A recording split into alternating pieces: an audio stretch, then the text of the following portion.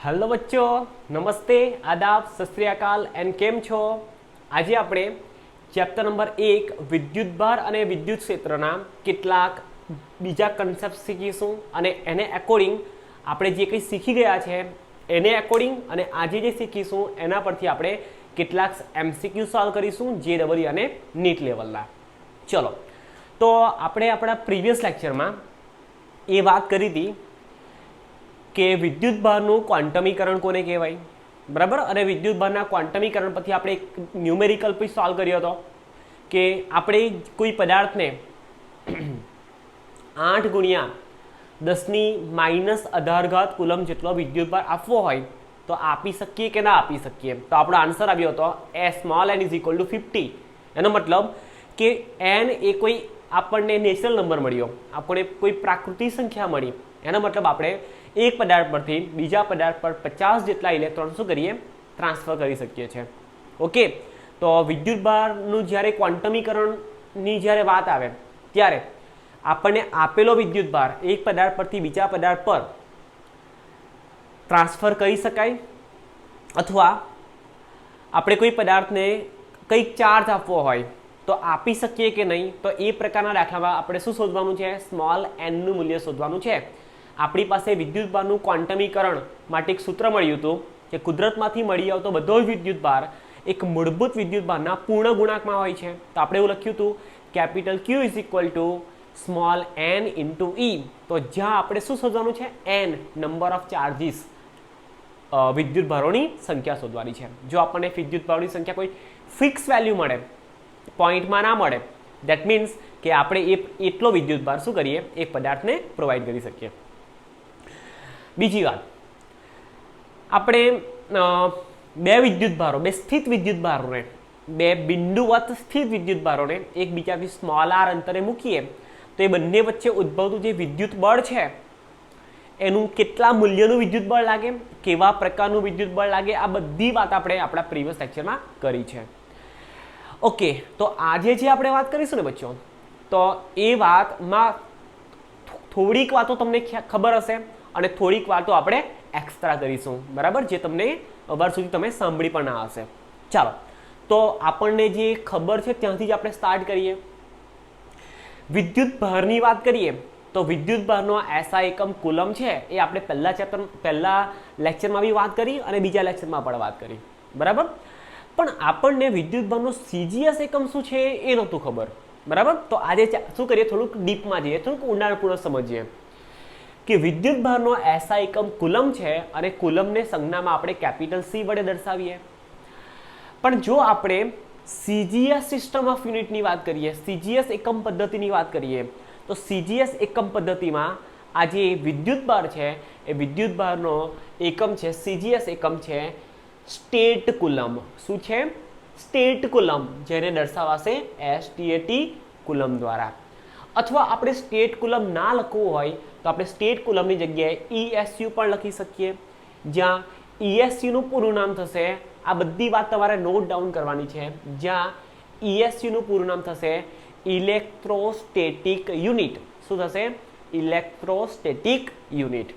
પાછા એકવાર, વિદ્યુતભારનો જે CGS એકમ છે એ છે સ્ટેટ કુલમ અથવા ESU નું પૂરું નામ છે ઇલેક્ટ્રોસ્ટેટિક યુનિટ, અથવા એવું પણ ના ગમતું હોય તો આપણે બોલી શકીએ ફ્રેન્કલિન, જેને આપણે FR વડે દર્શાવીએ છીએ।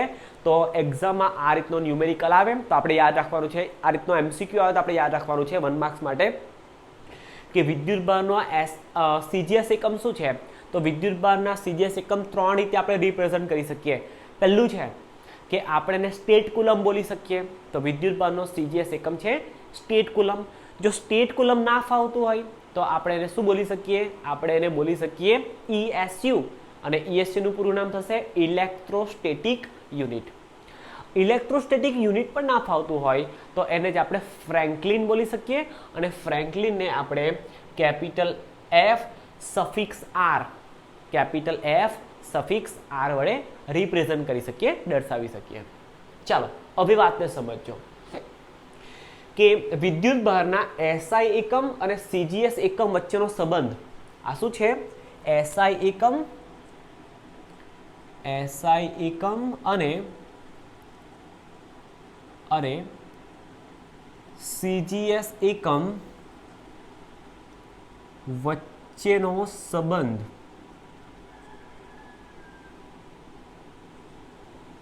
જે રીતે આપણે વિવિધ એકમ પદ્ધતિનો યુઝ કરીએ છીએ, વિવિધ એકમ પદ્ધતિનો ઉપયોગ કરીએ છીએ, તો એમાં આપણે સપોઝ આપણે લંબાઈની વાત કરી લઈએ તો લંબાઈનો એસઆઈ એકમ છે મીટર, પણ લંબાઈનો સીજીએસ એકમ છે centimetre.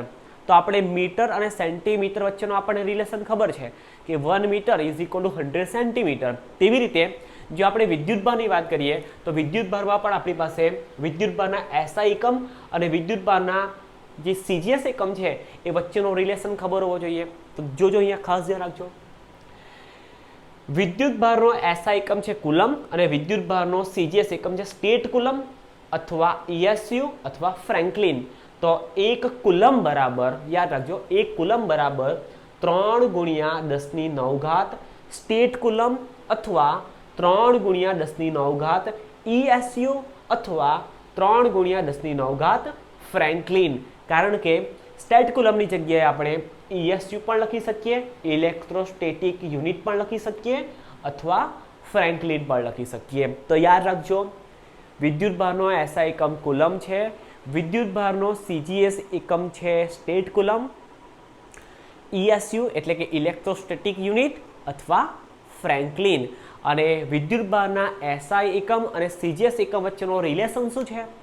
1 coulomb is equal to 3 multiply by 10⁹ state coulomb और ESU और फ्रैंकलिन. ओके, चलो હવે ધ્યાન રાખજો. વિદ્યુતભારનો એક બીજો પણ એકમ છે, એનું નામ છે ઇલેક્ટ્રોમેગ્નેટિક એકમ. યાદ રાખજો, શું નામ છે? ઇલેક્ટ્રોમેગ્નેટિક એકમ. એને ઇંગ્લિશ અને શોર્ટ ફોર્મમાં આપણે બોલીશું EMU. અને EMU નું પૂરું નામ થશે ઇલેક્ટ્રોમેગ્નેટિક યુનિટ. યુનિટ એટલે એકમ. ઓકે, તો આપણી પાસે વિદ્યુતભારનો એક બીજો એકમ છે, એ છે EMU ઇલેક્ટ્રોમેગ્નેટિક યુનિટ.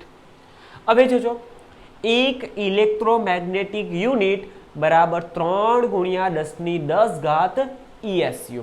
અહીંયાથી છે ને ESU, જે આપણે સીજીએસ એકમ છે ને, તો શું લખી શકીએ? 1 electromagnetic unit is equal to 3 ગુણ્યા 10⁻10 ઇલેક્ટ્રોસ્ટેટિક યુનિટ. ઓકે, ચાલો હવે સમજો.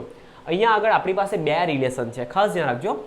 અહીંયા આગળ આપણી પાસે એક રિલેશન આ છે કે 1 કુલમ બરાબર 3 ગુણ્યા 10⁹ ઇલેક્ટ્રોસ્ટેટિક યુનિટ. અને અહીંયા આગળ આપણી પાસે એક બીજો રિલેશન છે, અહીંયા આગળ આપણી પાસે સેકન્ડ રિલેશન છે કે 1 ઇલેક્ટ્રોમેગ્નેટિક યુનિટ બરાબર 3 ગુણ્યા 10⁻10 ESU. તો હવે આપણે EMU અને કુલમ વચ્ચેનો સંબંધ લાવવો હોય તો કેવી રીતે લાવી શકીએ? તો જોજો, સમીકરણ 1 શું કહે છે આપણને? જોજો અહીંયા, જોજો અહીંયા લખીશું. સમીકરણ 1 શું કહે છે આપણને? સમીકરણ 1 એવું કહે કે 1 કુલમ ઇઝ ઇક્વલ ટુ 3 ગુણ્યા 10⁹ ઇલેક્ટ્રોસ્ટેટિક યુનિટ. જો આપણે આને થોડુંક વધારે સિમ્પ્લિફાઈ કરીએ તો આવું લખી શકીએ 1 કુલમ ઇઝ ઇક્વલ ટુ 3 ગુણ્યા 10⁹ ગુણ્યા 1 ESU. લખી શકાય ને આવું લખવું હોય તો? બરાબર. 1 coulomb is equal two, okay ચાલો એક કામ કરો, આપણે EMU અને કુલમ વચ્ચેનો સંબંધ લાવવાનો છે ને, તો આને રહેવાનો. ચાલો આપણે સમીકરણ 2 નો યુઝ કરીએ. આના પરથી બી આવી જશે, વાંધો નહીં, પણ થોડુંક વધારે મઠવું પડશે. બરાબર, ચાલો આપણે અહીંયાથી આની વાત કરીએ. સમીકરણ 2 નો યુઝ કરીએ. સમીકરણ 2 શું કહે છે આપણને?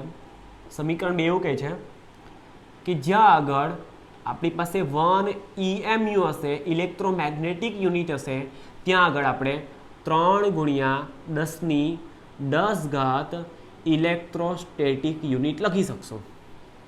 ઓકે, આટલી ઇન્ફોર્મેશન છે આપણી પાસે સમીકરણ 2 પરથી. હવે સમીકરણ 1 શું કહે છે આપણને? સમીકરણ 1 આપણને એવું કહે છે કે 1 કુલમ ઇઝ ઇક્વલ ટુ 3 ગુણ્યા 10⁹ ESU. હવે આ જ સમીકરણ 1 ને આપણે થોડુંક અલગ રીતે લખવું હોય તો એવું લખી શકીએ આપણે કે 1 કુલમ બરાબર 3 ગુણ્યા 10⁻⁹ એમની એમ ગુણ્યા 1 ESU. ઓકે, ચાલો હવે આપણે એક કામ કરીએ. હું ગુણ્યા 1 કરું કે ના કરું કંઈ ફરક પડવાનો છે? આ જ ઉપરનું જ આવી જશે, બરાબર. અહીંથી હું 1 ESU ને સૂત્ર કરતા બનાવું. સો 1 ESU is equal two left hand side પર એટલે કે ડાબી બાજુએ 1 કુલમ એમના એમ. હવે આ જમણી બાજુએ 3 ગુણ્યા 10⁹ જે 1 ESU સાથે ગુણાકારમાં છે એને જો આપણે સમીકરણની બીજી બાજુ લઈ જઈએ, બરાબરની બીજી બાજુ લઈ જઈએ તો એ ભાગાકારમાં ચાલ્યું જશે. એટલે 3 ગુણ્યા 10⁹ એમનું એમ. એનો મતલબ આપણે 1 ESU ની જગ્યાએ શું લખી શકીએ? 1/3 ગુણ્યા આ 10⁹ છે ઉપર લઈ જઈશું તો ગુણ્યા 10⁻9 લખી શકશું. અને આ એકમ છે coulomb A as it is. એનો મતલબ જ્યાં આગળ આપણને 1 ESU દેખાય ત્યાં આગળ લખી શકીએ આપણે 1/3 ગુણ્યા 10⁻9 કુલમ. ચાલો હવે સમીકરણ 2 નો યુઝ કરીએ. આ છે ને આપણી પાસે. સો 1 electromagnetic unit is equal to 3 ગુણ્યા 10⁻10 ગુણ્યા 1 ESU લખી શકીએ. 1 ઇલેક્ટ્રોસ્ટેટિક યુનિટ લખી શકીએ. આપણે 1 થી ગુણીએ યાથી 1 થી ભાગીએ કંઈ ફરક પડવાનો છે? નથી પડવાનો. તો આપણે આવી રીતે લખ્યું છે. સો 1 electromagnetic unit is equal to 3 ગુણ્યા 10⁻10 એમની એમ ગુણ્યા, હવે ધ્યાન રાખજો 1 ESU ની જગ્યાએ આ લખી શકીએ. એનો મતલબ કે 1/3 ગુણ્યા 10⁻9 કુલમ લખી શકીએ. હવે અહીંયા જોજો, અહીંયા આગળ 3 અંશમાં અને 3 છેદમાં છે કેન્સલ આઉટ થઈ જશે. તો અહીંયાથી આપણે મળશે 1 electromagnetic unit is equal two આ 10⁻10 છે, આ 10⁻9 છે, આધાર સરખો ઘાતાંકોનો સરવાળો 10 - 9 એટલે 1, સો 10⁻1 એટલે 10 અને આ એકમ કુલમ એઝ ઇટ ઇઝ. સો આપણે અહીંયાથી એક રિલેશન આપણે લાવ્યા કે 1 electromagnetic unit 1 EMU is equal two 10 coulomb. તો આપણે આ શું કર્યું છે? આપણે આ સાબિત કરી નાખ્યું. ઓકે, ચાલો હવે જો તો બીજી એક વાત કરીએ જે પણ તમે ના સાંભળી હોય. જો આપણે વિદ્યુતભારના પ્રાયોગિક એકમની વાત કરીએ કે જ્યારે કોઈ પ્રયોગશાળાની વાત કરીએ, કોઈ ઇન્ડસ્ટ્રીની વાત કરીએ તો મોટા પાયા પર જે પ્રાયોગિક રીતે ઉપયોગમાં લેવાતા જે વિદ્યુતભારના એકમો છે એ 2 એકમો છે. એમાં પહેલો એકમ છે એનું નામ છે એમ્પિયર આવર. શું નામ છે? એમ્પિયર આવર, જેને આપણે AH થી રિપ્રેઝન્ટ કરીશું, કેપિટલ A સ્મોલ h. પાછા એકવાર પ્રાયોગિક એકમ શું છે વિદ્યુતભારનો? Ampere h, ampere hour. અને બીજો છે ફેરેડે. શું છે બીજો? ફેરેડે. તો 1 એમ્પિયર આવર, 1 એમ્પિયર આવર બરાબર 3600 કુલમ. જો 3600 કુલમ ભેગા થાય તો એ વિદ્યુતભારના મૂલ્યને શું બોલીએ આપણે? 1 એમ્પિયર આવર જેટલો વિદ્યુતભારનો જથ્થો છે એવું બોલી શકીએ. ક્લિયર? ચાલો હવે જોજો વિદ્યુતભારનો સૌથી મોટો એકમ છે ફેરેડે. તો 1 Faraday is equal to 96500 coulomb. Okay, 96500 coulomb. So 1 Faraday is equal to 96500, 96500 coulomb. 96500 coulomb જેટલો વિદ્યુતભાર હોય તો આપણે એને 1 ફેરાડે જેટલો વિદ્યુતભાર છે એવું કહી શકીએ. એનો મતલબ કે આ જે ફેરાડે છે અને આ જે એમ્પિયર આવર છે એ વિદ્યુતભારના ખૂબ જ મોટા એકમો છે. અને વિદ્યુતભારનો સૌથી મોટો એકમ કયો છે? ફેરાડે છે. બરાબર. તો આ બધી વિગતો છે એ આપણે યાદ રાખવાની છે. ફરી એકવાર વાત કરી લઈએ. વિદ્યુતભારનો SI એકમ કુલમ છે. વિદ્યુતભારનો CGS એકમ છે સ્ટેટ કુલમ અથવા ESU એટલે કે ઇલેક્ટ્રોસ્ટેટિક યુનિટ અથવા છે ફ્રેન્કલિન. અને ફ્રેન્કલિનને આપણે દર્શાવીશું કેપિટલ F સફિક્સ R વડે. ઓકે, ચાલો વિદ્યુતભારનો બીજો એકમ છે જે છે EMU એટલે કે ઇલેક્ટ્રોમેગ્નેટિક યુનિટ. ઇલેક્ટ્રોમેગ્નેટિક યુનિટ અને ESU વચ્ચેનો એવો સંબંધ છે કે 1 ઇલેક્ટ્રોમેગ્નેટિક યુનિટ બરાબર 3 ગુણ્યા 10⁻10 ESU. ઓકે, અને વિદ્યુતભારનો એસઆઈ એકમ અને સીજીએસ એકમ વચ્ચેનો સંબંધ છે 1 કુલમ બરાબર 3 × 10⁹ સ્ટેટ કુલમ અથવા ESU અથવા ફ્રેન્કલિન. પ્રાયોગિક રીતે ઉપયોગમાં લેવાતા વિદ્યુતભારના એકમો છે, મોટા એકમો છે એમ્પિયર આવર અને faraday. So 1 ampere hour is equal to 3600 coulomb અને 1 Faraday is equal to 96500 coulomb. Okay, તો આમાંથી 1 માર્ક્સના 1 માર્કના જે ખાલી જગ્યા તરીકેના MCQ આવી શકે છે. ઓકે, ચાલો હવે આગળ જઈએ. હવે આ વાત જરા ખાસ ધ્યાન રાખજો. આપણે જો કે chapter number 1 electric field, electric charge and electric field, વિદ્યુતભાર અને વિદ્યુત ક્ષેત્રમાં આપણે આ વાત બધી કરી જ છે, બરાબર. કે જ્યારે આપણે કોઈ વિદ્યુતભારને મૂકીએ, ધારો કે પ્લસ વિદ્યુતભાર હોય કે માઇનસ વિદ્યુતભાર હોય, ધન વિદ્યુતભાર હોય કે ઋણ વિદ્યુતભાર હોય, જો ધન વિદ્યુતભાર હશે તો ધન વિદ્યુતભારની વિદ્યુત ક્ષેત્ર રેખાઓ આપણે હંમેશા વિદ્યુતભારમાંથી રેડિયલી આઉટવર્ડ એટલે કે ત્રિજ્યાવર્તી દિશામાં બહાર તરફ દર્શાવીએ છીએ. અને જો ઋણ વિદ્યુતભાર હશે તો એ ઋણ વિદ્યુતભારની વિદ્યુત ક્ષેત્ર રેખાઓ આપણે ત્રિજ્યાવર્તી ઇનવર્ડ, ત્રિજ્યાવર્તી અંદરની બાજુ દર્શાવીએ છીએ. એનો મતલબ કે કોઈ પણ પ્રકારનો વિદ્યુતભાર હોય, પછી ભલે ને એ ધન વિદ્યુતભાર હોય કે ઋણ વિદ્યુતભાર, એ એની આજુબાજુના વિસ્તારમાં એની એવી કોઈ અસર ઉપજાવે છે જેને આપણે શું બોલીએ, એનું વિદ્યુત ક્ષેત્ર બોલીએ. ધ્યાન રાખજો, જો કોઈ વિદ્યુતભાર સ્થિર અવસ્થામાં હશે તો એ સ્થિર અવસ્થાને કારણે એની પાસે એની એક લાક્ષણિકતા હશે અને એ લાક્ષણિકતાને બચ્ચો આપણે શું કહીશું, વિદ્યુત ક્ષેત્ર. તો જ્યારે વિદ્યુતભાર સ્થિર અવસ્થામાં હશે તો એ શું ઉત્પન્ન કરી શકશે, પોતાનું વિદ્યુત ક્ષેત્ર ઉત્પન્ન કરી શકશે. હવે ક્યાં સુધી વિદ્યુત ક્ષેત્ર ઉત્પન્ન કરશે, વિદ્યુત ક્ષેત્ર કેટલું પ્રબળ હશે, એ બધું ડિપેન્ડ કોની પર કરશે, એ ડિપેન્ડ કરશે વિદ્યુતભારના મૂલ્ય પર. વિદ્યુતભારનું મૂલ્ય જેટલું વધારે એટલું વિદ્યુતભાર દ્વારા ઉત્પન્ન થતું વિદ્યુત ક્ષેત્ર કેવું, લાંબા અંતર સુધી વિસ્તરી શકે અને બીજું પ્રબળ વિદ્યુત ક્ષેત્ર હશે. ચાલો હવે જોજો. પણ જો એ સ્થિર વિદ્યુતભાર અચળ વેગથી ગતિ કરવા લાગે, અચળ વેગથી ગતિ કરવું એટલે શું, કે સમય સાથે વિદ્યુતભાર છે એ સમય સાથે પોતાની જે સ્પીડ છે, પોતાની જે ગતિ છે, એ ગતિમાં ના તો વધારો કરતો છે ના તો ઘટાડો કરતો છે. ધેટ મીન્સ કે એક સરખી ગતિ કરતો છે, એક સરખી ઝડપથી ગતિ કરતો છે અને કોઈ પ્રોપર દિશામાં, કોઈ ચોક્કસ દિશામાં ગતિ કરતો છે. તો આપણે હવે શું બોલીશું, ને વેગ બોલીશું. એનો મતલબ કે જો વિદ્યુતભાર અચળ વેગથી ગતિ કરતો હોય તો અચળ વેગી ગતિ સાથે સંકળાયેલ આપણને બે ભૌતિક રાશિઓ મળે. પહેલું છે વિદ્યુત ક્ષેત્ર અને બીજું છે આ વેક્ટર બી છે ને, એને બોલીશું આપણે ચુંબકીય ક્ષેત્ર.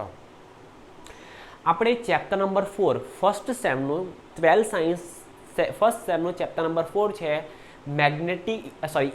મેગ્નેટિક ઇફેક્ટ ઓફ કરંટ, એટલે કે વિદ્યુત પ્રવાહની ચુંબકીય અસરો. તો આપણે એમાં વાત કરી છે કે જ્યારે કોઈ વાહક તારમાં આપણે વિદ્યુત પ્રવાહ પસાર કરીએ, વિદ્યુત પ્રવાહ એટલે શું, ફ્લો ઓફ ચાર્જ.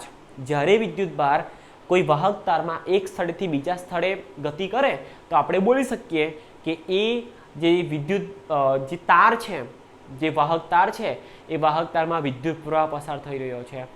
અને આપણે એવી પણ વાત કરી હતી કે જો કોઈ વાહક તારમાં વિદ્યુત પ્રવાહ પસાર થતો હોય તો એ વાહક તારના આજુબાજુના વિસ્તારમાં શું ઉત્પન્ન થાય, ચુંબકીય ક્ષેત્ર ઉત્પન્ન થાય.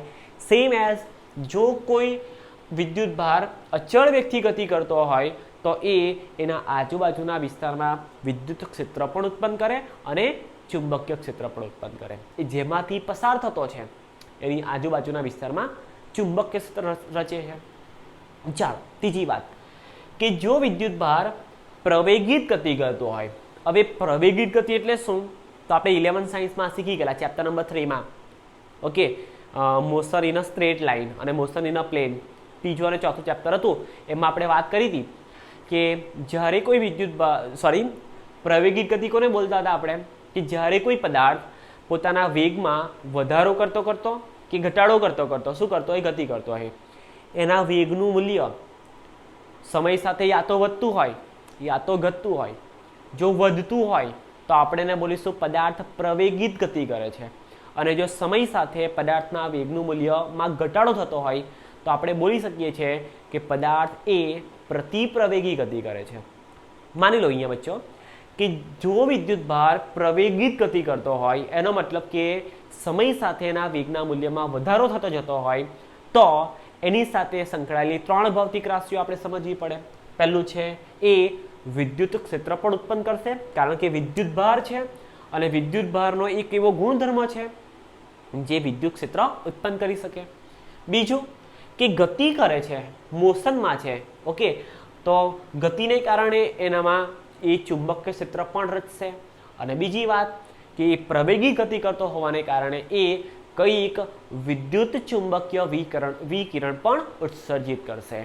યાદ રાખજો, જ્યારે વિદ્યુતભાર પ્રવેગી ગતિ કરે છે ત્યારે આપણને એનું વિદ્યુત ક્ષેત્ર બી મળશે, ચુંબકીય ક્ષેત્ર બી મળશે એની ગતિને કારણે, અને એ પ્રવેગી ગતિ કરે છે જેને કારણે વિદ્યુત ચુંબકીય તરણનું ઉત્સર્જન કરશે. ઓકે, ચાલો હવે આપણે એક બેઝિક વાત એ પણ કરી હતી કે કુદરતમાંથી આપણને 100 અથવા 100થી વધારે જેટલા વિદ્યુતભારો મળી આવે, બટ વ્યવહારિક દ્રષ્ટિએ આપણને ફક્ત 3 જ વિદ્યુતભારો અગત્યના છે: ઇલેક્ટ્રોન, પ્રોટોન અને ન્યુટ્રોન. જે પ્રોટોન છે એ ધન વિદ્યુતભાર ધરાવે છે. એનું મૂલ્ય કેટલું, એનો મતલબ કે એના વિદ્યુતભારનું મૂલ્ય કેટલું, એનું દળ કેટલું, ઇલેક્ટ્રોનના વિદ્યુતભારનું મૂલ્ય કેટલું, ઇલેક્ટ્રોનનું દળ કેટલું, ન્યુટ્રોનના વિદ્યુતભારનું મૂલ્ય કેટલું, ન્યુટ્રોનનું દળ કેટલું, આ બધી વાત આપણે આપણા પ્રીવિયસ લેક્ચરમાં કરી લીધી છે. છતાં પણ એકવાર પાછા એને રિવાઇઝ કરી લઈએ. ઇલેક્ટ્રોનના વિદ્યુતભારનું મૂલ્ય છે -1.6 × 10⁻⁹ કુલમ. ઇલેક્ટ્રોનનું દળ છે 9.1 × 10⁻31 કિલોગ્રામ. પ્રોટોનની વાત કરીએ તો પ્રોટોનનું દળ છે 1.67 × 10⁻27 કિલોગ્રામ.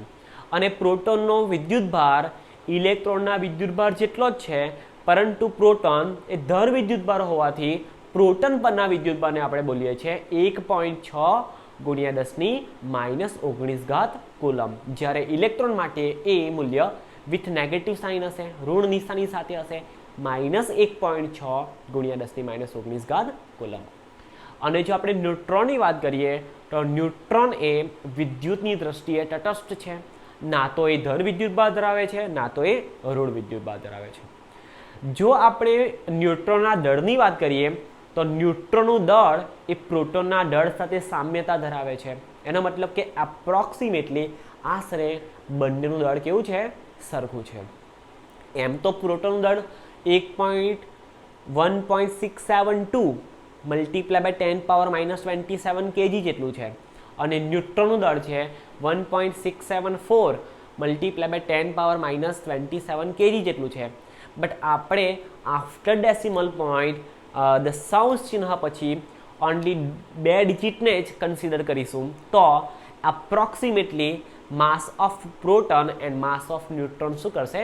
સરખું બનશે. ઓકે, તો ન્યુટ્રોનનું દળ એ આશરે પ્રોટોનના દળ જેટલું જ લેવામાં આવે છે, 1.67 × 10⁻27 kg.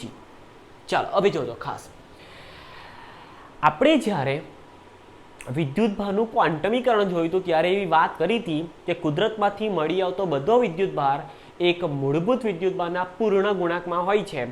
તો આપણે મૂળભૂત વિદ્યુતભાર તરીકે કયા વિદ્યુતભારને સિલેક્ટ કરવો? તો એવી વાત કરી હતી કે મૂળભૂત વિદ્યુતભાર તરીકે આપણે ઇલેક્ટ્રોનને સિલેક્ટ કરીએ છીએ.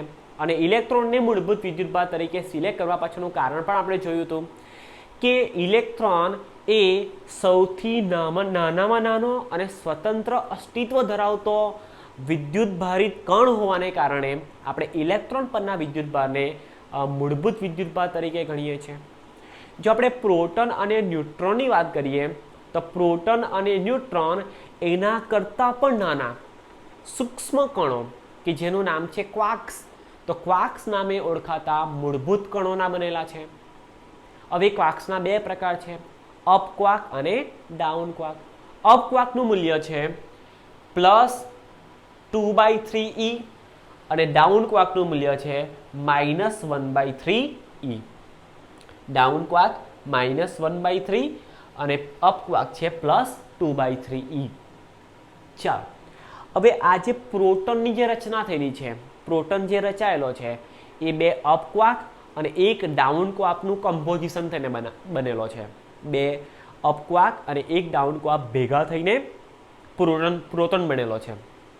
તેવી રીતે 1 અપક્વાક અને 2 ડાઉન ક્વાક ભેગા મળીને શું બનેલો છે બચ્ચો? ન્યુટ્રોન બનેલો છે। ઓકે, તેના કારણે આપણે જ્યારે વિદ્યુતભારનું ક્વોન્ટમીકરણ જોઈએ છે ત્યારે મૂળભૂત વિદ્યુતભાર તરીકે આપણે ઇલેક્ટ્રોન પરનો વિદ્યુતભાર કન્સિડર કરીએ છીએ। ઓકે, તો આટલી આપણે વાત કરવાની હતી એ કરી લઈએ। હવે આપણે આપણા લાસ્ટ લેક્ચરમાં, પ્રીવિયસ લેક્ચરમાં જે વાત કરી અને આજે જે વાત કરી એને રિલેટેડ કેટલાક MCQ સોલ્વ કરીશું। તો સૌથી પહેલાં તમે, હા, આ ગણતરીની એકચ્યુઅલી આપણને જરૂર નથી, બરાબર, કોઈ પૂછશે નહીં, આપણને એક્ઝામમાં પણ આવવાની નથી, બટ આપણને આ રિઝલ્ટ યાદ રહેવું જોઈએ। 1 electromagnetic unit is equal two 10 coulomb. Okay, આ રિઝલ્ટ આપણને યાદ રહેવું જોઈએ। ચાલો, આ સ્ક્રીનશોટ લઈ લો ફટાફટ, પછી આપણે રબ કરીને MCQ સોલ્વ કરીએ। ચાલો, MCQ સોલ્વ કરીએ એ પહેલાં જરાક બીજી વાત કરી લઈએ। ચાલો, અને સાફ કરી નાખીએ।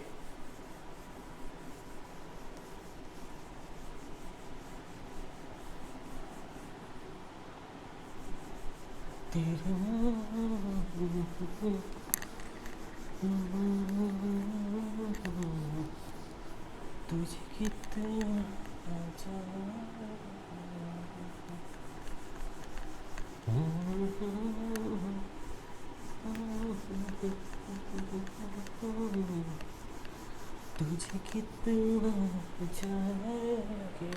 ચાલો, આપણે ચેપ્ટર નંબર 1માં કોઈ પણ પદાર્થને વિદ્યુત ભારિત કરવાની રીતો જોઈ હતી। ઓકે, તો આપણે વિદ્યુત ભારિત કરવાની કેટલી રીતો જોઈ હતી? આઈ થિંક 3 રીત જોઈ હતી। પહેલી રીત હતી ઘર્ષણ દ્વારા આપણે પદાર્થને વિદ્યુત ભારિત કરવો। એનો મતલબ કે 2 અવાહક પદાર્થો વચ્ચે, ધ્યાન રાખજો, 2 અવાહક પદાર્થો, વાહકની વાત આવશે નહીં। જ્યારે પણ આપણે ઘર્ષણની ક્રિયા દ્વારા પદાર્થને વિદ્યુત ભારિત કરવાની વાત કરીશું ત્યારે આપણે ફક્ત ને ફક્ત અવાહક પદાર્થની જ વાત કરીશું। એમાં આપણી બુકના 2 ફેમસ એક્ઝામ્પલ છે। જો આપણે કાચના સળિયાને રેશમના કાપડ સાથે ઘસીએ અને પોલિથીન અને આપણી પાસે એક પ્લાસ્ટિકનો સળિયો હોય, એ પ્લાસ્ટિકના સળિયાને આપણે પોલિથીન સાથે ઘસીએ તો એક પદાર્થ પરથી બીજા પદાર્થ પર વિદ્યુતભારનું સ્થાનાંતર થાય, વિદ્યુતભાર ટ્રાન્સફર થઈ શકે। એક બીજી વાત તમને આજે કરવા માંગુ છું કે એક પદાર્થ પરથી બીજા પદાર્થ પર જો વિદ્યુતભાર સ્થાનાંતર પામે તો એ વિદ્યુતભારની સાથે સાથે કંઈક દળ પણ સ્થાનાંતર પામશે। કારણ કે જો એક વિદ્યુતભાર સ્થાનાંતર પામે, ધારો કે એક પદાર્થ પરથી બીજા પદાર્થ પર 1 ઇલેક્ટ્રોન જતો હોય તો એ ઇલેક્ટ્રોન જેટલું દળ એક પદાર્થ પરથી બીજા પદાર્થ પર શું થતું હશે? સ્થાનાંતર થાય છે। એટલે આ કન્સેપ્ટ ખાસ ધ્યાન રાખજો।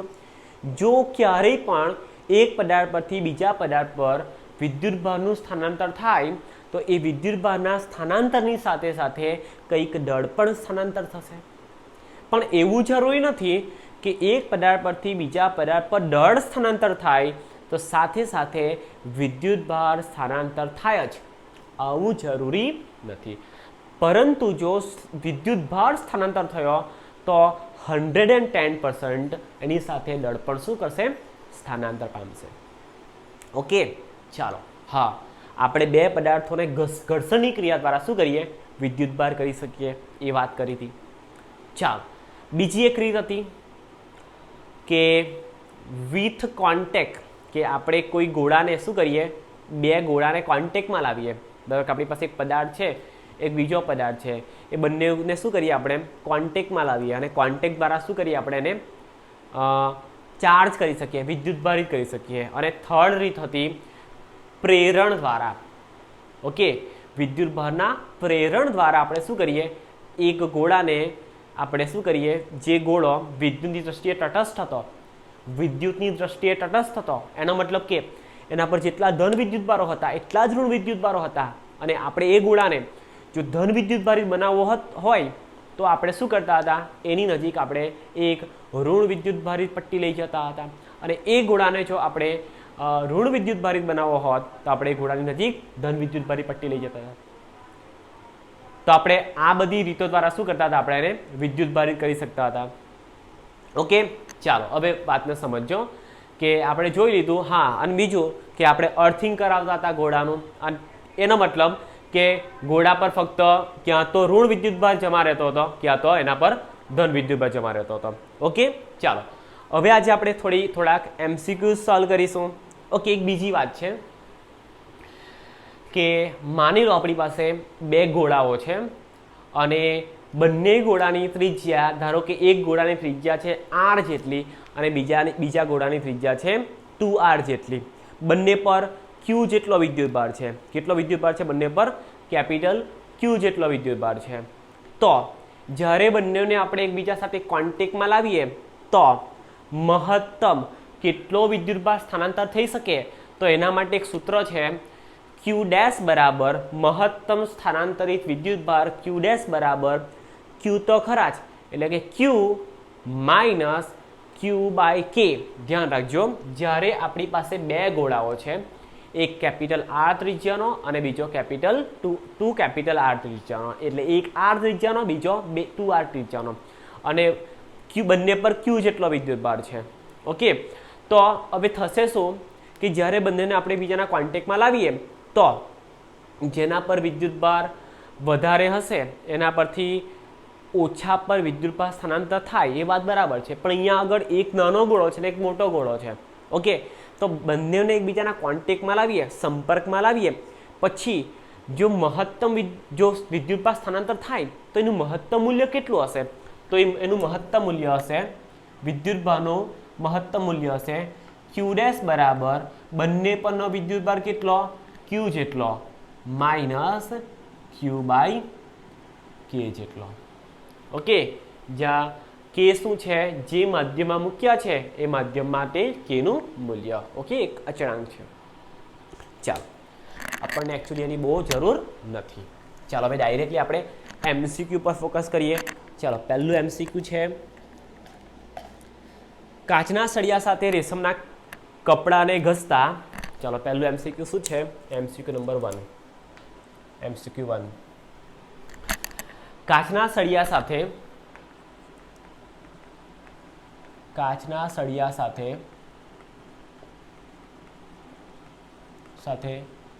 રેશમના કાપડને ઘસતા. રેશમના કાપડને ઘસતા. રેશમનું કપડું ઘસતા. રેશમનું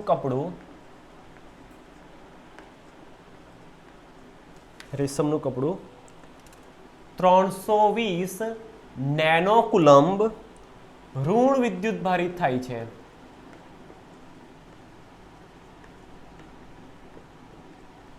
ઋણ વિદ્યુતભારિત થાય છે. તો કાચનો સળિયો કેટલા ઇલેક્ટ્રોન ગુમાવશે? કેટલા ઇલેક્ટ્રોન્સ ગુમાવશે એટલે આપણે ઇલેક્ટ્રોનની સંખ્યા શોધવાની છે. ચાલો સમજો શું કહેવા માંગે છે આપણો દાખલો. આપણો MCQ શું કહેવા માંગે છે કે જ્યારે આપણે કાચના સળિયાને શું કરીએ, રેશમના કાપડ સાથે ઘસીએ, એટલે કે ઘર્ષણની ક્રિયા કરાવીએ, તો ત્યારે થયું શું કે રેશમનું કપડું એ 320 નેનો કુલમ જેટલું ઋણ વિદ્યુતભારિત થાય છે. તો કાચનો સળિયો કેટલા ઇલેક્ટ્રોન ગુમાવશે? હવે વાતને સમજો. જ્યારે બંને વચ્ચે ઘર્ષણની ક્રિયા થઈ તો વિદ્યુતભારનું સ્થાનાંતર થયું, અને વિદ્યુતભારનું સ્થાનાંતર થયું તો રેશમનું કપડું છે એ 320 નેનો કુલમ, નેનો એટલે 10⁻⁹. ઓકે, 1 નેનો કુલમ બરાબર 10⁻⁹ કુલમ. 320 નેનો કુલમ જેટલો વિદ્યુતભાર શું કરે છે? ધરાવે છે. તો લખીએ આપણે પ્રક્રિયા બાદ રેશમના કાપડે મેળવેલ વિદ્યુતભાર જેને આપણે કેપિટલ ક્યુ વડે દર્શાવી દઈએ.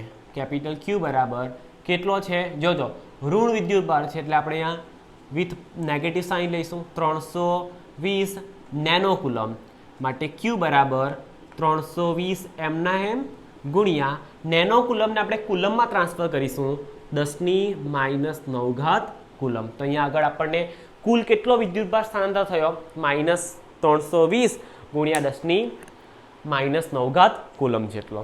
ઓકે, ચાલો હવે આપણી પાસે વિદ્યુતભારનું ક્વોન્ટમીકરણ શું કહે છે?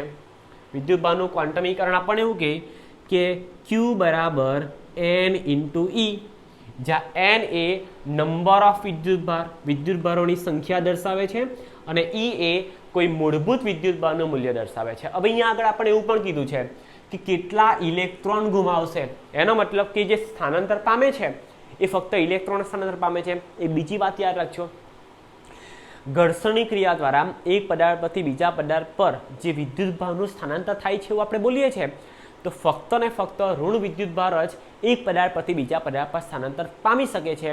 ધન વિદ્યુતભાર ક્યારેય સ્થાનાંતર પામી શકતો નથી. જ્યાં લખવું હોય ત્યાં લખી રાખજો, બરાબર? મોસ્ટ ટાઈમથી વસ્તુ. ચાલો હવે સમજો, અહીંયા E શું હશે? ઇલેક્ટ્રોન હશે. તો અહીંયા આગળથી આપણે N શોધીશું. તો N બરાબર Q/E માટે N બરાબર Qનું મૂલ્ય કેટલું? -320 ગુણ્યા 10⁻⁹ કુલમ છેદમાં E ઇલેક્ટ્રોનનો વિદ્યુતભાર, અને ઇલેક્ટ્રોનનો વિદ્યુતભાર કેટલો છે? -1.6 ગુણ્યા 10⁻⁹ કુલમ.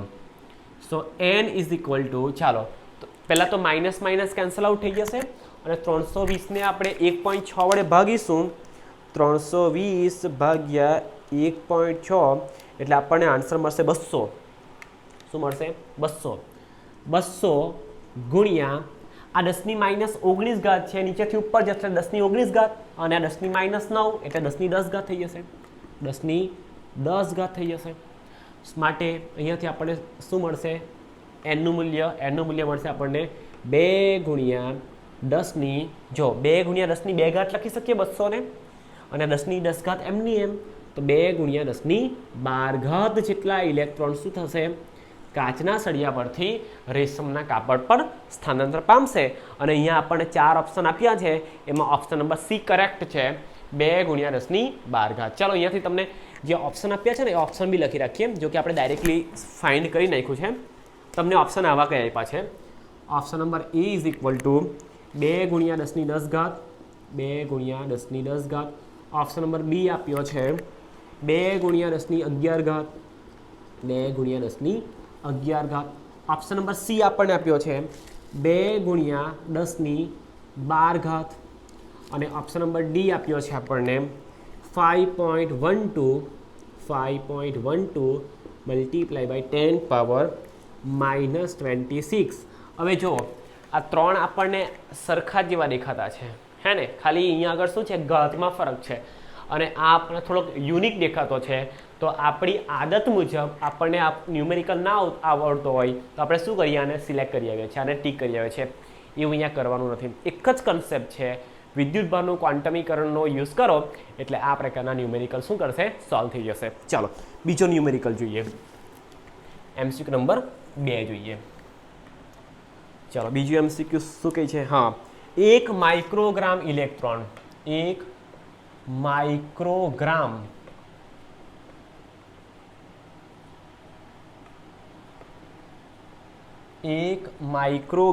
ઇલેક્ટ્રોન પરનો વિદ્યુતભાર ખાલી જગ્યા ગણાય. સમજો આપણને કેટલો ઇલેક્ટ્રોનનું કેટલું દળ આપ્યું છે? 1 માઇક્રોગ્રામ જેટલા ઇલેક્ટ્રોન હોય તો એના પરનો વિદ્યુતભાર કેટલો ગણાય? અને અહીંયા આગળ આપણને બ્રેકેટમાં કંઈ આપ્યું બી છે, ઇલેક્ટ્રોનનું દળ આપ્યું છે આપણને. Mass of electron is equal to 9.11 multiply by 10 power -31 kg. આટલું લેવાનું ભાઈ, એવું કીધું છે આપણને. ચાલો હવે આપણને જે ઓપ્શન આપ્યા છે ને, ઓપ્શન લખી રાખીએ. ફર્સ્ટ ઓપ્શન આપ્યો છે આપણને 176 ગુણ્યા 10⁻³ કુલમ. બી આપ્યો છે આપણને 176 ગુણ્યા ગુણ્યા 10⁻0 કુલમ. જો આવા ઓપ્શન આવે ને તો થોડું આપણે જરાક પણ ગભરાવાની જરૂર નથી. ઓપ્શન નંબર સી આપણને આપ્યો છે 176 ગુણ્યા 10⁻³ કુલમ અને ઓપ્શન ડી આપણને આપ્યો છે 176 ગુણ્યા 10⁵ કુલમ. ચાલો હવે તો સમજજો શું કીધું આપણને કે 1 માઇક્રોગ્રામ ઇલેક્ટ્રોન પરનો વિદ્યુતભાર ખાલી જગ્યા ગણાય. હવે સમજો એક વિદ્યુતભાર હોય, સમજો 1 માઇક્રોગ્રામ ઇલેક્ટ્રોન પરનો આપણે વિદ્યુતભાર શોધવાનો છે તો આપણને એક કન્સેપ્ટ ખબર છે કે એક ઇલેક્ટ્રોન, સમજો 1 ઇલેક્ટ્રોન એટલે કેટલો વિદ્યુતભાર? 1.6 માઇનસ 1.6 ગુણ્યા 10⁻19 કુલમ. અને 1 ઇલેક્ટ્રોન એટલે કેટલું દળ? તો 9.11 ગુણ્યા 10⁻31. તો એવું બોલી શકીએ, સમજો એવું બોલી શકીએ આપણે અહીંયા આગળ સોલ્યુશન માટે કે જો 9.11 ગુણ્યા 10⁻31 કેજી જેટલા ઇલેક્ટ્રોન હોય તો એની સાથે સંકળાયેલ વિદ્યુતભાર હશે -1.6 ગુણ્યા 10⁻19 કુલમ. વાતને સમજવાની ટ્રાય કરજો. એક ઇલેક્ટ્રોન હોય તો એક ઇલેક્ટ્રોનનું દળ કેટલું? 9.11 ગુણ્યા 10⁻31 કિલોગ્રામ. અને એક ઇલેક્ટ્રોનનો વિદ્યુતભાર કેટલો? -1.6 ગુણ્યા 10⁻19 કુલમ. અહીંયા આપણે એવું કીધું 1 માઇક્રોગ્રામ ઇલેક્ટ્રોન હોય તો એનો વિદ્યુતભાર કેટલો? તો માઇક્રોગ્રામને તો પહેલા આપણે ગ્રામમાં ફેરવવું પડે, બરાબર? તો અહીંયા લખીએ આપણે 1 માઇક્રોગ્રામ એટલે માઇક્રો એટલે 10⁻6 ગ્રામ. યાદ રાખજો, માઇક્રો એટલે 10⁻6. તો અહીંયા લખી શકીએ આપણે 9.11 ગુણ્યા 10⁻31 કિલોગ્રામ બરાબર ઇલેક્ટ્રોન જેટલો વિદ્યુતભાર. તો 10⁻6 ગ્રામ, માઇક્રોગ્રામ એટલે 10⁻6 ગ્રામ અને ગ્રામને પાછા કિલોગ્રામમાં ફેરવીએ તો 1 ગ્રામ બરાબર 10⁻³ કિલોગ્રામ. એટલે ટોટલ આપણો આન્સર મળશે આપણને 10⁻9 કિલોગ્રામ. એટલે 1 માઇક્રોગ્રામ એટલે 10⁻9 કિલોગ્રામ. તો 10⁻9 કિલોગ્રામ બરાબર કેટલો વિદ્યુતભાર? ચાલો ક્રોસ મલ્ટિપ્લિકેશન તો આપણને આવડે છે. અહીંયા આગળ ઓકે, અહીંયા આગળ આપણે આપણો આન્સર અહીંયા નેગેટિવ આવશે. જો આપણે ઇલેક્ટ્રોનને વિથ નેગેટિવ સાઇન લઈશું તો આપણે મેગ્નિટ્યુડની વાત કરીએ, મૂલ્યની વાત કરીએ તો પોઝિટિવ આવશે. ચાલો ક્રોસ મલ્ટિપ્લિકેશન કરીએ. 1.6 multiply by 10⁻−19 coulomb as it is ગુણ્યા 10⁻9 કેજી શું થશે? મલ્ટીપ્લાય થશે અને છેદમાં આવશે 9.11 ગુણ્યા 10⁻31 કેજી. સૌપ્રથમ બંને તરફથી કિલોગ્રામ કિલોગ્રામ કેન્સલ આઉટ થઈ જશે તો આપણો ફાઇનલ આન્સર બનશે અહીંયા જુઓ 1.6 ગુણ્યા 10⁻19 કુલમ અને આ 10⁻9 એટલે 9 ને 9 18 એટલે 10⁻28. તો લખાશે અહીંયા 1.6 ગુણ્યા 10⁻28 કુલમ. હવે સમજો છેદમાં છે 9.11 અને જો આપણે નીચેથી 10⁻31 ને ઉપર લઈ જઈએ તો 10⁻31 થાય. માટે 1.6 ને જો આપણે 9.11 વડે ભાગીએ તો 1.6 ભાગ્યા 9.11, અરે મારું કેલ્સી જવાનું લાગે, તો આન્સર મળશે -1756, not minus, 0.1756, 0.1756 multiply by 10 power ગુણ્યા 10ની અહીંયા 31 ને 28 એટલે 28માં 4 કેટલા ઉમેરીશું? 3 ઉમેરીશું. 28, 29, 30, 31 એટલે 10ની કેટલી ઘાત? 3 ઓકે. ચાલો હવે સમજો અહીંયા આગળ આપણે આને આફ્ટર ડેસિમલ આપણે એને 3 ડિજિટમાં ટ્રાન્સફર કરવાનો હોય તો અહીંયા આગળ આપણે પોઈન્ટને શિફ્ટ કરીએ. અહીંયા આગળ આપણે જ્યારે બી ડેસિમલ પોઈન્ટને જમણી બાજુ શિફ્ટ કરીએ તો જે પાવર છે, જે ઘાત છે, માઇનસમાં વધે. એનો મતલબ કે અહીંયા લઈ જાઓ તો 10⁻1 ઘાત, એ 10⁻2 ઘાત, એ 10⁻3 ઘાત, એટલે 100 આવું થાય ને 175.6 ગુણ્યા 10⁻3 ઘાત અને આ 10⁻3 ઘાત એમના એમ. બરાબર. એટલે આને આપણે એપ્રોક્સિમેટલી શું લખી શકીએ? 176, કારણ કે 0.6 છે તો આગળનો ડિજિટ એક આપણે વધી જતો રહેશે. તો 176 ગુણ્યા 10 યાદ રાખજો 10⁻3 10⁻3 તો 10⁻0 ઘાત કુલમ. જો આપણને અહીંયા આપ્યું છે એમ તો એકચ્યુઅલી શું આવે 176 કુલમ જ આવે, પણ અહીંયા આગળ 10⁻0 ઘાત આપણને આપ્યું છે એટલે આપણે આન્સર બી 0 ઘાતમાં લાવ્યા. આપણો ફાઇનલ આન્સર. એનો મતલબ કે 1 માઇક્રોગ્રામ ઇલેક્ટ્રોન પરનો વિદ્યુતભાર કેટલો હશે? 176 ગુણ્યા 10⁻0 ઘાત એટલે કે 176 કુલમ જેટલો હશે. ઓકે, ચાલો અહીંયા આગળ જગ્યા છે તો એકાદ એમસીક્યુ અહીંયા આગળ સોલ્વ કરી નાખીએ આપણે. MCQ number 3. ચાલો, છે આપણી પાસે એમસીક્યુ નંબર 3. હા, ચાલો. પરમિટિવિટીનો એસઆઈ એકમ. આ તો જો કે આપણને ખ્યાલ જ છે પણ તે છતાં લખી રહીએ. પરમિટિવિટીનો એસઆઈ એકમ. પરમિટિવિટી એટલે એપ્સાઇલોન નોટ, એનો એસઆઈ એકમ. ઓપ્શન નંબર એ આપણને આપ્યો છે coulomb square per newton, coulomb square per newton per metre square. Option number B આપણને આપ્યો છે newton into metre square coulomb power -1. Option C આપણને આપ્યો છે ન્યૂટન ⁻1 મીટર ⁻2 કુલમ પાવર -2. અને ઓપ્શન નંબર ડી છે આપણી પાસે એમ્પિયર ⁻1 મીટર પાવર -1 અને કુલમ ⁻0. ચાલો, આપણને 4 ઓપ્શન આપ્યા છે. એ 4 ઓપ્શનમાંથી આપણે શું કરવાનું છે? સાચો ઓપ્શન સિલેક્ટ કરવાનો છે. ચાલો, હવે પરમિટિવિટી ક્યાં આગળ આવી હતી? તો આપણે જ્યારે બે બિંદુવત સ્થિત વિદ્યુતભારોને r અંતરે મૂકીએ ત્યારે બંને વચ્ચે ઉદ્ભવતું જે વિદ્યુત બળ છે એમાં આપણે એપ્સિલોન નોટના દર્શન કરેલા. બરાબર, એમાં આપણે એપ્સિલોન નોટને જોયેલું છે.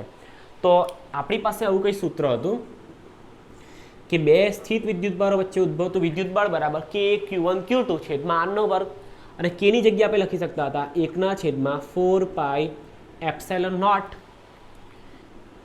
q1 q2 છેદમાં r નો વર્ગ. હવે સમજો, હું એપ્સિલોન નોટને ક્યાં લઈ જાઉં? અહીંયા આગળ લઈ જાઉં, કારણ કે એનો આપણે એકમ નીકાળવાનો છે. તો epsilon naught is equal to 1/4 pi capital F q1 q2 છેદમાં r નો વર્ગ. ચાલો હવે જુઓ, એટલે એપ્સિલોન નોટ બરાબર 1/4 પાઈ. હવે 4b અચળ, પાઈની વેલ્યુ 3.14, પણ પાઈનો કોઈ એકમ નથી એટલે એનો એકમ નહીં આવશે. 1/f, અને f એટલે બળ, બળનો એસઆઈ એકમ ન્યૂટન. 1/f એટલે 1/ન્યૂટન.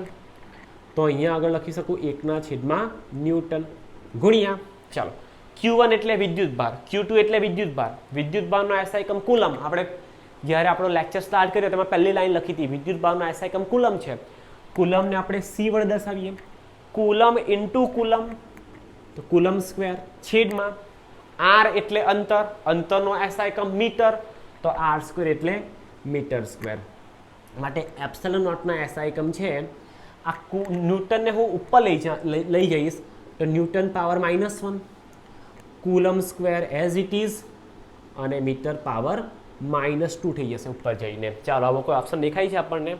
નથી દેખાતો. પહેલાં કુલમ સ્ક્વેર લખ્યું છે. ચાલો, તો આને આપણે આ ફોર્મમાં ટ્રાન્સફર કરીએ. પહેલાં કુલમ સ્ક્વેર લખીએ, પછી લખીએ ન્યૂટન પાવર -1 અને પછી મીટર પાવર -2. તો આપણો ઓપ્શન નંબર એ છે એ શું થઈ ગયો? સાચો છે. અહીંયા આગળ કયો સાચો? ઓપ્શન નંબર બી સાચો, અને અહીંયા આગળ ઓપ્શન નંબર સી સાચો. ઓકે, ચાલો ફટાફટ લખી દો છો. આ 3 ન્યુમેરિકલ ફટાફટ લખી લો, સ્ક્રીનશોટ લઈ લો. ચાલો, હવે ચોથા એમસીક્યુ જોઈએ.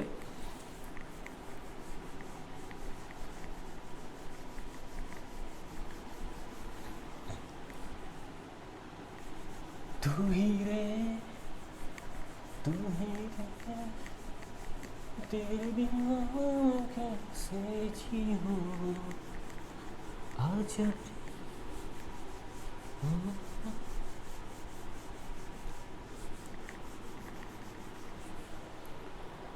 चलो एमसीक्यू नंबर 4।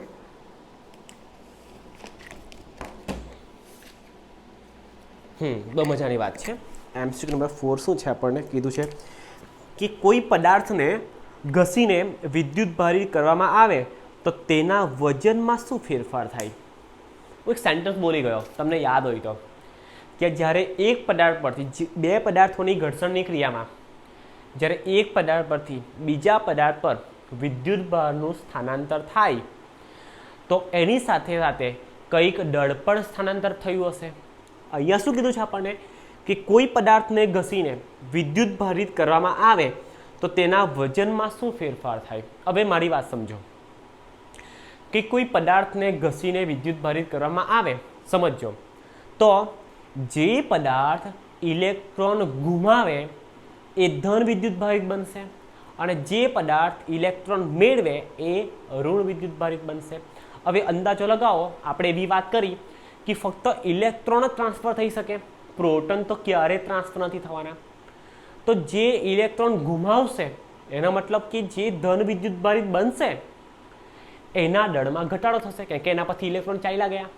અને જે પદાર્થ ઇલેક્ટ્રોન મેળવશે એનો મતલબ કે જે ઋણ વિદ્યુતભારિત બનશે એ પદાર્થના દળમાં કંઈક વધારો થશે, કેમ કે એ ઇલેક્ટ્રોન શું કરે છે? એક્સેપ્ટ કરે છે, મેળવે છે।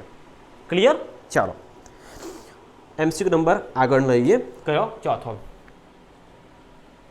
આ ખાલી એમ જ થઈ જતો હતો એટલે આપણે લખવાની જરૂર નથી પડી। ચાલો, કેપિટલ એ અને કેપિટલ બી, કેપિટલ એ અને કેપિટલ બી સમાન ગોળાઓ છે।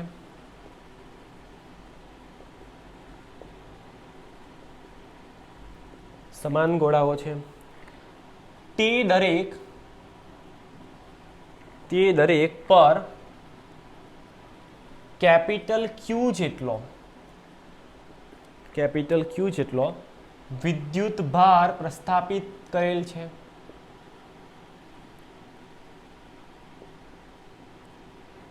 વિદ્યુતભાર પ્રસ્થાપિત કરેલ છે। ચાલો, હવે આવો જ ત્રીજો સમાન ગોળો, જે એ અને બી છે ને એવો જ સમાન ગોળો સી છે, તેને પહેલા ગોળા એ સાથે સંપર્કમાં લાવી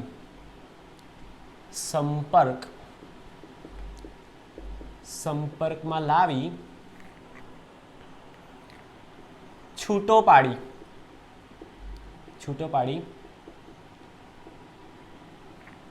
ગોળા બી સાથે સંપર્કમાં લાવી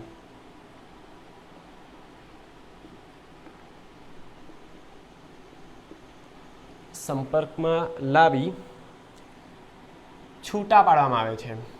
2 बार ब्रेकअप हो गए, छूटा पाड़वामां आवे छे। 2 बार छूटा पड़ी गया ने तो 2 बार ब्रेकअप थयुं। त्यारे गोळा सी पर केटलो विद्युत भार हशे?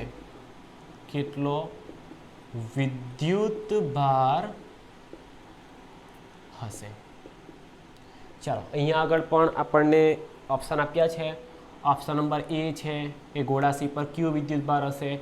ऑप्शन नंबर बी आपणने एवुं कहे Q/2 विद्युत भार हशे। सी कहे छे 3Q/4 जेटलो विद्युत भार हशे અને ऑप्शन नंबर डी कहे छे आपणने Q/4 जेटलो विद्युत भार हशे। तो केटलो हशे जरा केल्क्युलेट करीए। चलो शुं कहे छे आपणने कि आपणी पासे 2 समान गोळाओ छे ए અને बी, ते दरेक पर केटलो विद्युत भार छे? Q जेटलो। एनो मतलब कि गोळा ए पर पण केटलो विद्युत भार? Q जेटलो। गोळा बी पर पण विद्युत भार केटलो? Q जेटलो। चालो हवे जो ત્રીજો એવો જ ગોળો, જેવા ગોળા એ અને બી છે એવો જ ગોળો સી, તેને પહેલા ગોળા એ સાથે સંભાળ. હવે આટલું વસ્તુ યાદ રાખજો અહીંયા આગળ કે જે ત્રીજો ગોળો છે ને સી, એના પર પ્રારંભમાં કોઈ પ્રકારનો વિદ્યુતભાર નથી. આપણે આપેલું હોય કે ના આપેલું હોય આપણે આટલું માની લેવાનું. હા, પણ એવું આપેલું હોય કે ગોળા સી પર પહેલાં કંઈ વિદ્યુતભાર છે તો આપણે લઈને ચાલવું પડશે. પણ અહીંયા આગળ આપણે એવું કંઈ આપ્યું નથી કે સી પર છે કે નથી, તો આપણે કન્સિડર શું કરવાનું? ભાઈ સી પર પ્રારંભમાં કોઈ પ્રકારનો વિદ્યુતભાર નથી. ઓકે, એના પર કોઈ વિદ્યુતભાર નથી એટલે નેટ વિદ્યુતભાર 0 છે. એના પર પરિણામી કુલ વિદ્યુતભાર 0 છે. જેટલા પ્રોટોન હોય એટલા ઇલેક્ટ્રોન હોઈ બી શકે, જે તો ધન વિદ્યુતભાર છે એટલો ઋણ વિદ્યુતભાર હોઈ બી શકે, બટ શું છે એના પર કુલ વિદ્યુતભાર કેવો છે? 0 છે. તો અહીંયા આગળ શું કીધું છે કે આપણે હવે ત્રીજો સી ગોળો શું કર્યો? પિક્ચરમાં આવી ગયો. તેને પહેલા ગોળા એ સાથે સંપર્કમાં લાવીએ અને પછી છૂટો પાડીએ, અને પછી ગોળા બી સાથે સંપર્કમાં લાવીએ અને પછી છૂટો પાડીએ, તો ગોળા સી પર કેટલો વિદ્યુતભાર રહે? પહેલા એની કોન્ટેક્ટમાં લઈ જવાનો, છૂટો પાડવાનો, પછી ગોળા બી પાસે લઈ જવાનો, છૂટો પાડવાનો, કેટલો વિદ્યુતભાર રહે આપણે જોવાનું. ચાલો હવે હું જે બોલીશ ખાસ ધ્યાન રાખજો.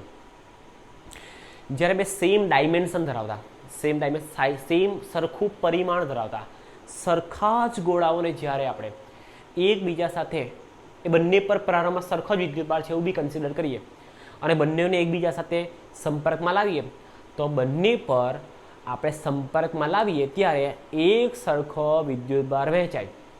કેટલો વિદ્યુતભાર વહેંચાય? એક સરખો વિદ્યુતભાર વહેંચાય. ધારો કે આ એક ગોળો છે, ગોળો એ છે, ચાલો માની લો, આ દાખલાને પછી જોઈએ.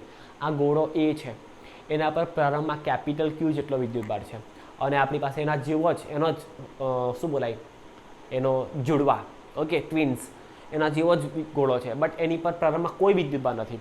બંનેના કોન્ટેક્ટમાં લાવીએ તો બંને પર એક સરખો વિદ્યુતભાર વહેંચાય. એનો મતલબ કે આનો ગોળા એનો અડધો વિદ્યુતભાર કોણ લઈ રહી? ગોળો બી. તો આફ્ટર કોન્ટેક્ટ થયા પછી પાછા છૂટા પાડીએ ત્યારે ગોળા એ પર કેટલો વિદ્યુતભાર રહી જાય? અડધો એટલે Q/2. અને અડધો કોણ લઈ જાય? ગોળો બી. એટલે ગોળા પર બી કેટલો આવી જાય? Q/2. હવે થવાનું શું? જોજો, સમજો. શું કીધું આપણે? ગોળો એ અને બી ગોળા પર સરખા વિદ્યુતભાર છે, કેપિટલ ક્યુ જેટલા.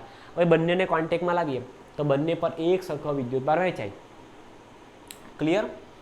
ના, એને તો આપણે કોન્ટેક્ટમાં નથી લાવવાના, સોરી. ગોળો એ અને બી તો એમના એમ છે. હા, ત્રીજો પિક્ચરમાં આવ્યો ગોળો, અને એવી કેવો? એ અને બી કેવો જ, પણ એની પર કોઈ પ્રકારનો વિદ્યુતભાર નથી. એ સી વાળાને આપણે શું કરીએ? પહેલાં એના કોન્ટેક્ટમાં લઈએ. ચાલો, તો આપણે અહીંયા લખી શકીએ.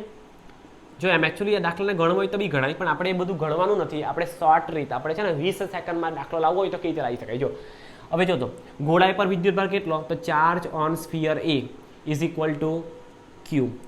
ચાર્જ ઓન સ્ફિયર બી તો એ કેટલો? એ પણ ક્યુ જેટલો. હવે ગોળા એને ગોળા બીના કોન્ટેક્ટમાં લાવીએ તો લખીએ આપણે ગોળા એને સીના સંપર્કમાં લાવી છૂટા પાડતા, સંપર્કમાં લાવી છૂટા પાડતા બંને પર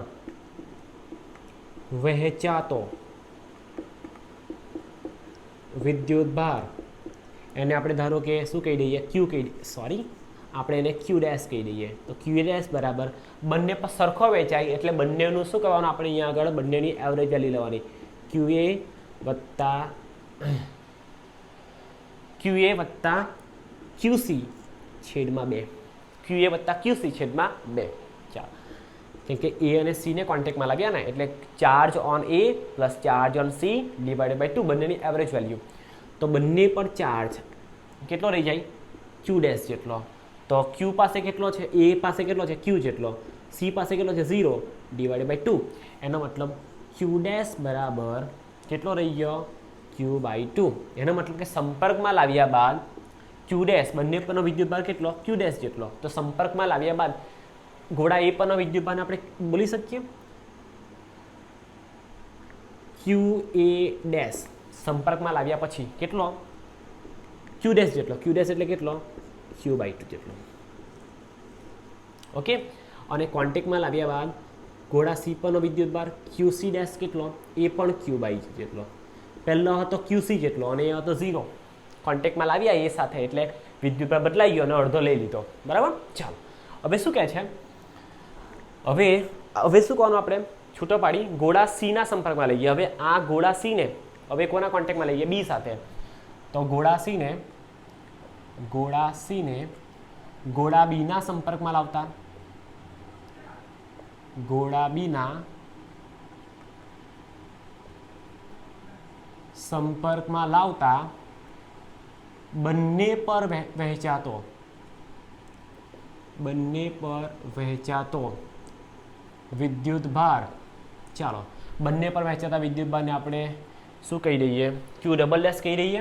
ચાલો ક્યુ ડબલ ડેશ બરાબર સી ને બીના કોન્ટેક્ટમાં લાવેલા, સો ચાર્જ ઓન સી બટ કેટલો થઈ ગયો? ક્યુ સી ડેશ. હવે એની પાસે Q/2 જેટલો ચાર્જ છે જ્યારે આપણે બીના સંપર્કમાં લઈ જઈએ ત્યારે, અને ગોળા બીને તો કોઈના કોન્ટેક્ટમાં લઈ જ નહીં ગયેલા, એટલે ગોળા બી પાસે ટોટલ ચાર્જ કેટલો છે? પહેલાં QB જેટલો એટલે Q જેટલો છેદમાં 2, માટે Q double dash is equal two, ચાલો QC ડેશ કેટલું?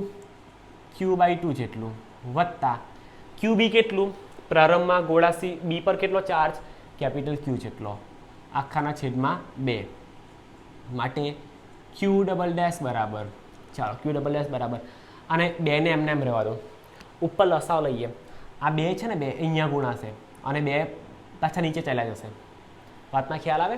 ઉપરના ભાગમાં આપણે લસાવ લઈએ, આ 2 અહીંયા ગુણાય એટલે 2Q આખાના છેદમાં 2, અને અંશનો છેદ પાછો છેદમાં ચાલ્યો જાય એટલે શું થાય? Q વત્તા 2Q છેદમાં 2 દુ 4, માટે Q ડેશ બરાબર 3Q ડિવાઇડેડ બાય 4. એના મતલબ કે સંપર્ક બાદ ગોળા બીને સીના સંપર્કમાં લાવીએ અથવા ગોળા સીને ગોળા બીના સંપર્કમાં લાવીએ તો બંને પર કેટલો વિદ્યુતભાર આફ્ટર કોન્ટેક્ટ બંને પર કેટલો વિદ્યુતભાર પ્રસ્થાપિત થાય? 3Q/4. આપણે ફાઇન્ડ શું કરવાનું છે કે ગોળા સી પર કેટલો વિદ્યુતભાર હશે? કેટલો હશે? 3Q/4 જેટલો. ઓકે, આ થઈ ગયો આપણો એક MCQ. ચાલો હવે જોઈએ બીજા આપણા કોન્ટેક્ટ.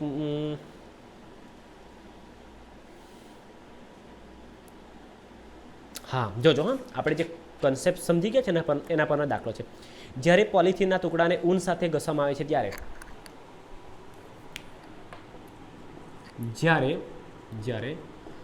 જ્યારે પોલિથીનના ટુકડાને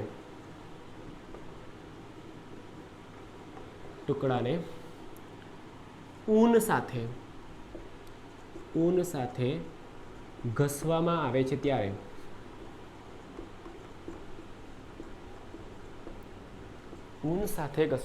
ત્યારે પોલિથીન પર -2 × 10⁻⁷ કુલમ, ત્યારે પોલિથીન પર -2 × 10⁻⁷ કુલમ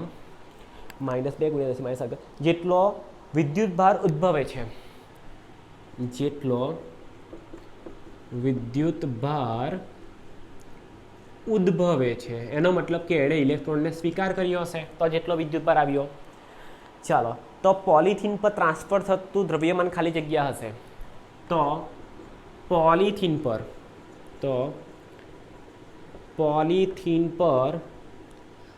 ટ્રાન્સફર થતું, લખી રાખીએ આપણે,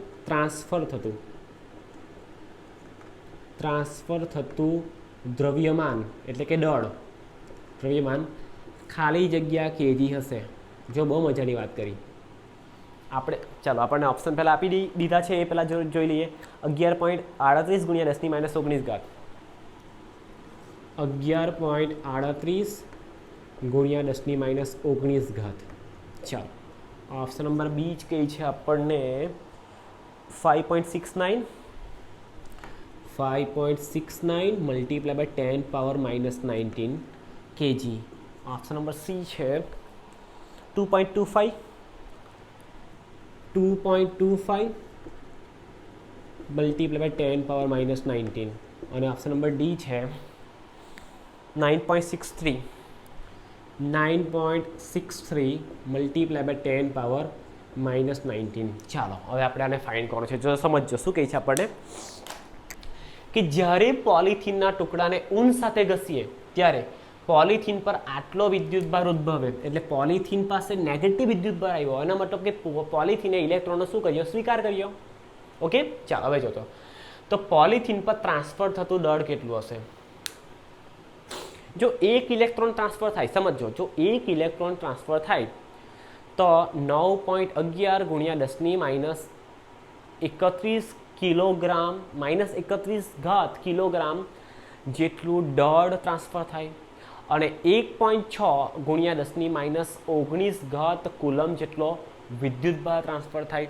તો આપણે એવું લખી શકીએ અહીંયા આગળ, સમજો, અહીંયા આગળ આપણે દળ શોધવાનું છે તો એવું લખી શકીએ કે જો 1.6 -1.6 ગુણ્યા 10⁻19 કુલમ જેટલો વિદ્યુતભાર સ્થાનાંતર પામે તો એની સાથે સાથે 9.11 ગુણ્યા 10⁻31